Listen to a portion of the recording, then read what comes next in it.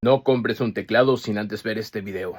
Unboxing rápido. Esto lo uso para trabajo y ocio, escribir, programar y jugar casualmente. Sí me importa que sea cómodo y consistente. Este teclado cuenta con numpad y tiene alrededor de 100 teclas. Este trae Bluetooth 5.1. Puedes guardar hasta 3 dispositivos y cambiar entre ellos. Y por si no quieres pensarle, también jala por USB-C. Existen mejores versiones, pero este cumple con lo necesario para mis necesidades. La batería puede durar hasta 240 horas con las luces apagadas. Cuando lo obtuve venía al 50%, pero después de 4 horas se me descargó y lo tuve que volver a conectar. Aquí mágicamente parpadeó una lucecita en la barra de espacio y me dice cuando tiene batería baja.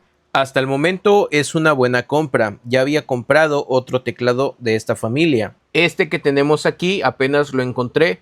Me empezó a fallar unas teclas de por aquí y al final lo decidí cambiar. Y dime, para ti, ¿cuál es el mejor teclado con el que puedes trabajar en este 2026?